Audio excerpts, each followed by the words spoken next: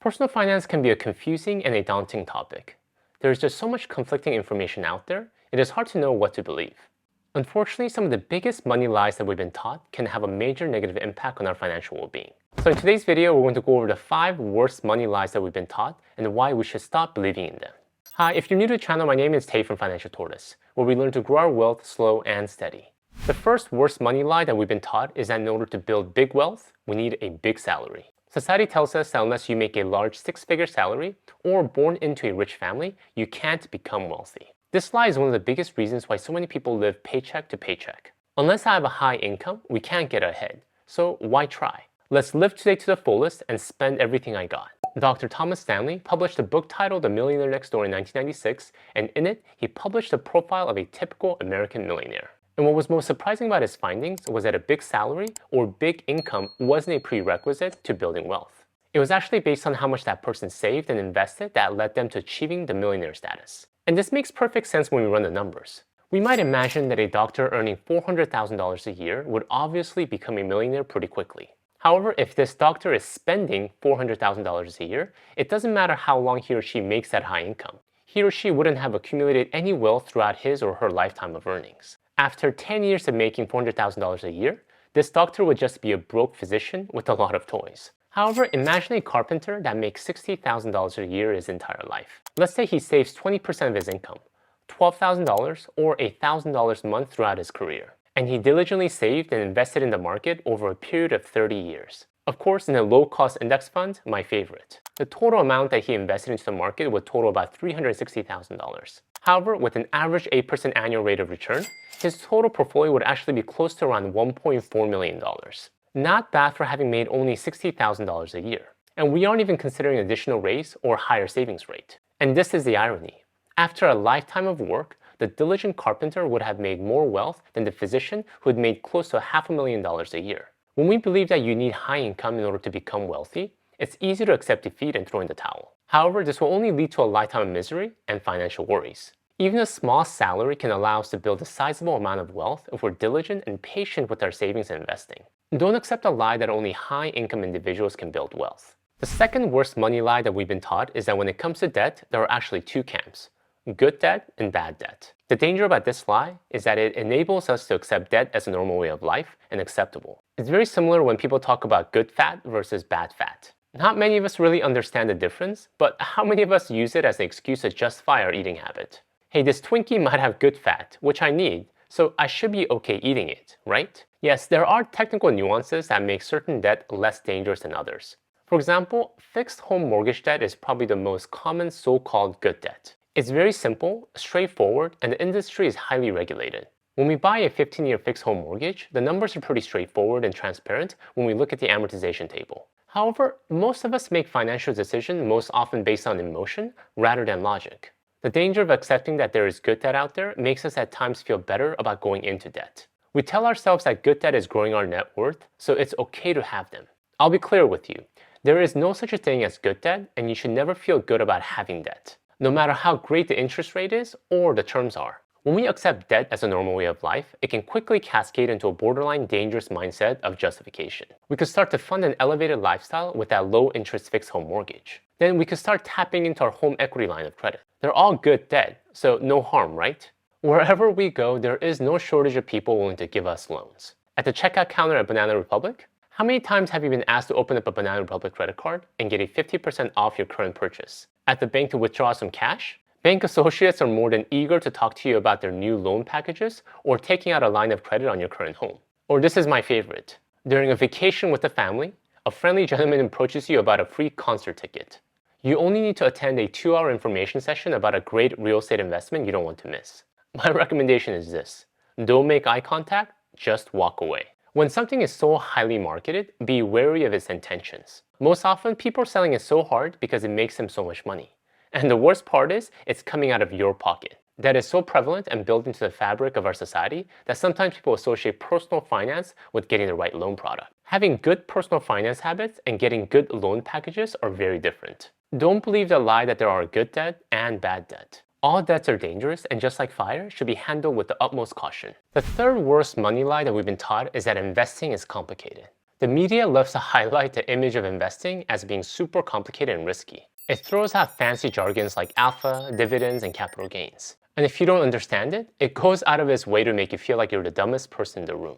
But it only sounds and feels complicated because the financial industry is working hard to make you feel that way. It's the ultimate financial marketing machine at work. And what happens to many of us is that we get so overwhelmed we never pull the trigger to investing in the market, or we rely on a so-called professional to manage our money for us. And this can be detrimental to our wealth. The truth is, investing doesn't have to be complicated. You don't need to understand all the jargons to start reaping the rewards of compounding returns. I remember when I first started out, I was so overwhelmed by everything I read and heard about investing that I didn't know where to start. I was scared of making the wrong move and losing all my hard-earned money. What finally got me started was taking baby steps. I began by investing in a very simple index fund that tracked the total market. And over time, I became more comfortable and more confident. And what I learned along the way was that creating an effective investment portfolio didn't require a degree in rocket science. With just 2 or 3 simple funds and no more than maybe 30 minutes a year, any one of us can become a bona fide investor. Don't believe the lie that investing is complicated. It can be easy and simple as picking what to eat for lunch today.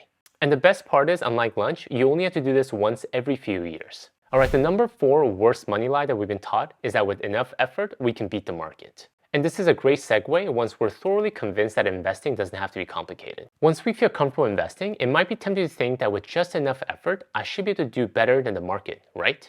Let me clarify my point from earlier. Yes, we can all invest in the market, and an effective portfolio doesn't have to be complicated. And we don't need a financial advisor who makes investing look more complicated than it actually is. However, that doesn't mean the market return is something we can manage. The stock market is one of the most complex entities, if I can even call it that, in the world. There are a lot of math involved, but also a lot of human emotions and geopolitical factors that go into making the stock market to go up or down. So to say that no one can predict what the market will do tomorrow or next week is an understatement. Once we get comfortable with some of the fancy terms we mentioned earlier like alpha, dividends, and capital gains, we might start to believe that we can control the outcome of our investments. However, what we should actually take away from new knowledge is that we actually know less than we thought. The stock market news, our friends that work in Wall Street, or even the specialized forecasts that try to predict the outcome of the market have no idea. Let me talk about a great analogy that J.L. Collins, the author of Simple Path to Wealth, uses to explain this concept. In his book, he refers to the stock market as being made up of 2 things: the actual beer and the foam. The beer represents the actual underlying business that the stock represents, the product that this company sells, the people that develop great ideas and bring them to the market. It's what makes the beer a beer. The foam represents the late night, short-term stock craze news, the rumors of who the new CEO is going to be, what new products Apple might be launching. This type of news drives the daily and weekly volatility of a stock. It's interesting, but this is not tied to the core fundamentals of the business. If you want to really build wealth, you must ignore the foam. Networks make money by getting people to watch more of their content. And the way they do this is by talking more and more about the foam, the short-term ups and downs. I mean, who would want to sit glued to their television when the host is talking about the benefits of long-term index investing? The market isn't what we see on the news. It's made up of thousands of businesses that are creating value for its customers that will in the long run drive the market up. And the truth is that even the smartest economists in the world don't completely understand what's happening in the market. One guy is saying the market will crash, another one is saying it's fine. Who do you listen to? Neither one.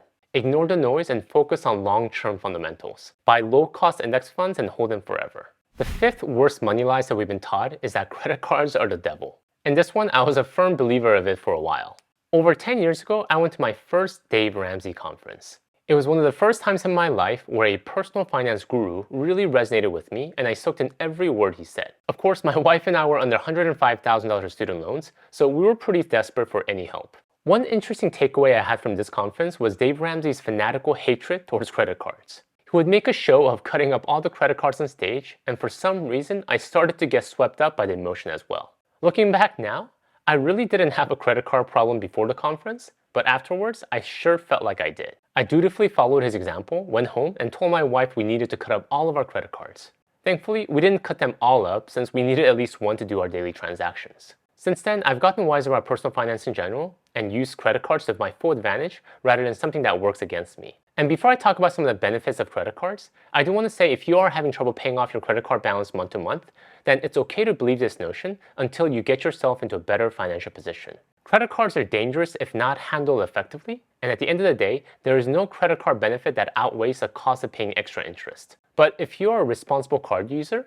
let me talk about some of the amazing benefits that I've been able to take advantage of by owning just the right credit cards. Free hotel and free nights. A lot of cards allow you to earn and/or transfer points for free hotel and free flights. I regularly use my Chase Sapphire Reserve credit card to book free hotel nights at Hyatt or fly for less than $12 in Southwest. Additional warranty. A lot of cards extend the warranty on your purchases. So if you bought that new microwave and it broke down after the manufacturer's warranty, it might still have some coverage through your credit card. Avoid buying the highly marketed extended warranty and check your credit card policy. Free TSA PreCheck and Global Entry. If you have a travel credit card, there's a good chance that it covers the fee for the TSA PreCheck or Global Entry application, most often every 4 years. If you fly often, TSA PreCheck and Global Entry will make your travel experience so much better. You don't have to take off your shoes or belt, and the line is significantly shorter than the regular TSA line. And the best part is that it's free with your credit card.